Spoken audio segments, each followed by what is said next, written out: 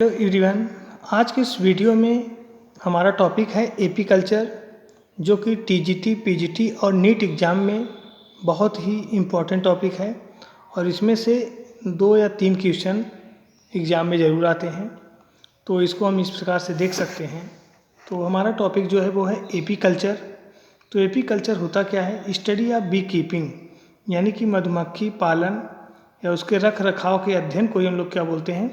AP culture. AP culture के अंतर्गत क्या आता है? Honey bee.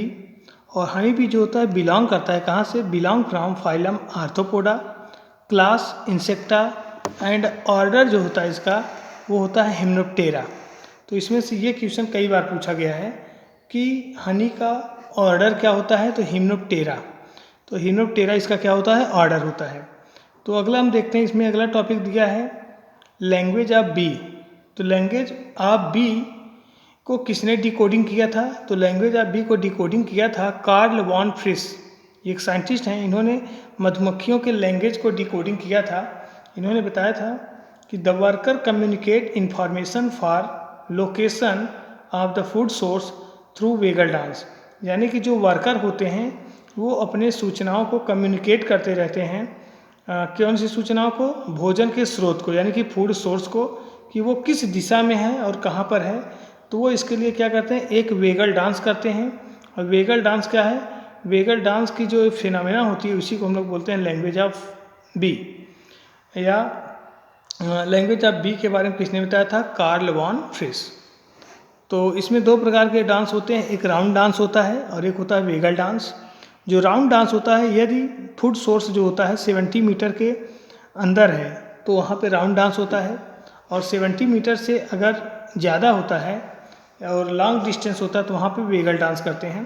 तो वेगल डांस के डिकोडिंग को हम लोग क्या बोलते हैं? लैंग्वेज ऑफ बी, जिसके बारे में किसने बताया था? Karl von Frisch. अब हम देखते हैं species of honey bee. Honey bee की स्पीसीज या जातियाँ कौन कौन सी हैं? तो इसके 4 मेन स्पीसीज हैं। एक होता है rock bee, Indian bee, European bee and little bee. तो इसमें से क्वेश्चन जो पूछा जाता है, सबसे बड़ी मधुमक्खी कौन सी है या जायंट हनी कौन सी है?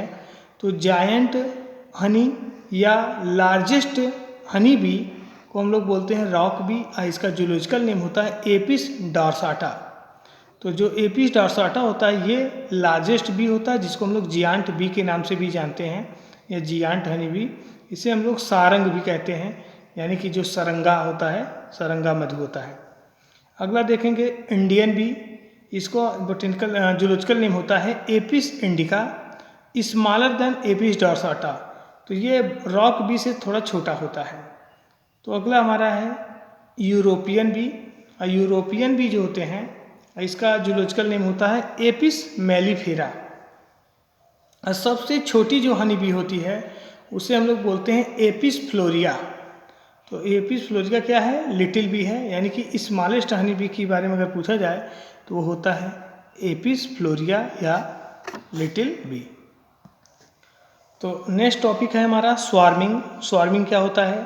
The process of living of the colony by the queen bee is termed as swarming.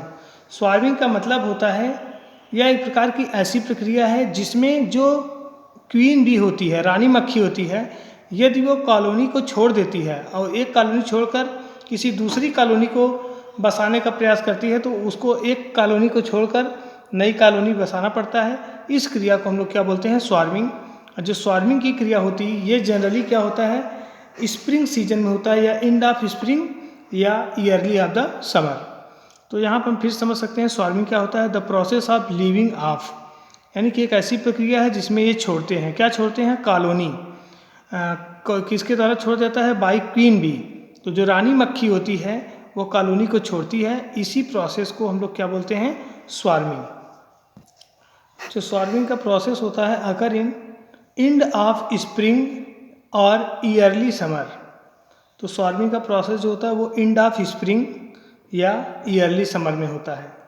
अगला टॉपिक है हमारा सुपर सीडर क्या होता है? What is the super seeder? ये क्वेश्चन कई बार पूछा गया है। When the egg laying capacity of old queen is lost और इट सडनली डाई, यानी कि जो एग लेइंग या अंडे देने की जो क्षमता है ओल्ड क्वीन बी की, यदि वो लॉस हो जाए, अंडा देना बंद कर दे या सडनली उसकी मौत हो जाए, तो उसका स्थान कौन लेता है? New young and vigorous queen. तो नए यंग और ऊर्जावान क्वीन बी जो होते हैं उस ओल्ड क्वीन का स्थान लेते हैं। इसी प्रोसेस को हम लोग क्या बोलते हैं? Super shader. तो सुपर सेडर क्या होता है, एक बार फिर समझ लेते हैं। यदि किसी कॉलोनी में कोई ओल्ड क्वीन क्या करे, अंडा देना बंद कर दे या उसकी अचानक मौत हो जाए या सडनली डाई हो जाए, तो उसका स्थान लेने के लिए एक यंग और विग्रस क्वीन उसका स्थान लेता है। उसका स्थान लेना ही क्या कहलाता है? Super shader. नेक्स्ट टॉपिक है absconding. What is the absconding? तो एब्सकॉन्डिंग का मतलब होता है जब कंप्लीट कॉलोनी या पूरा कॉलोनी ही एक स्थान छोड़कर किसी दूसरे स्थान पे चला जाए, तो इस प्रोसेस को हम लोग बोलते हैं एब्सकॉन्डिंग। ये एब्सकॉन्डिंग प्रोसेस होता कब है? जब मान लीजिए कि जहाँ पे छत्ता लगा है वहाँ पे टर्माइट्स यानी कि दीमक लग गए हों जिससे छत्ता कमज़ोर हो गया हो, या वहाँ पे वैक्स मॉथ लग गया हो, या वहाँ पर नेक्टर की कमी हो गई हो, तो इसके कारण क्या होता है कि पूरी कॉलोनी छोड़ करके मधुमक्खी एक स्थान से दूसरे स्थान तक चले जाते हैं। इसी को हम लोग बोलते हैं एब्सकॉन्डिंग। इसको हम देख सकते हैं the migration of complete colony, यानी कि यहाँ पे कंप्लीट कॉलोनी का माइग्रेशन होता है। कहाँ से होता है? From one place to another place, एक स्थान से दूसरे स्थान पर।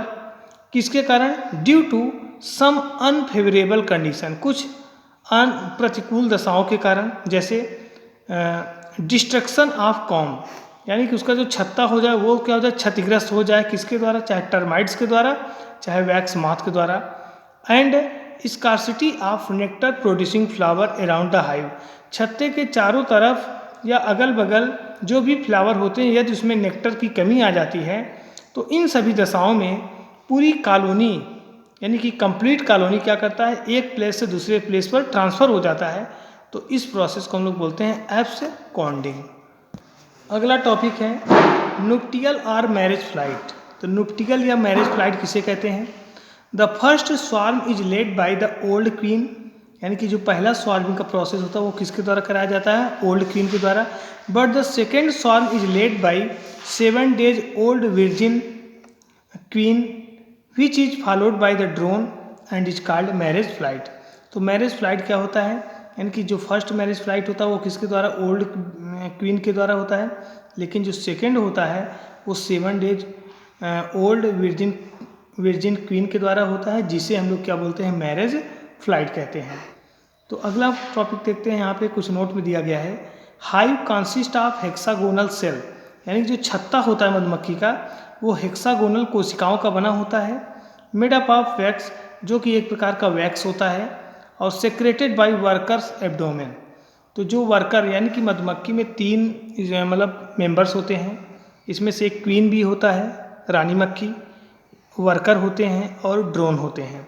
इसमें से जो वर्कर होता है केवल वर्कर के पास ही एब्डोमेन में ग्लैंड पाए जाते हैं जिसके द्वारा वो वैक्स को सेक्रेट करता है। और ये जो वैक्स होता है सेक्रेट करने का प्रोसेस केवल वर्कर के पास ही पाया जाता है।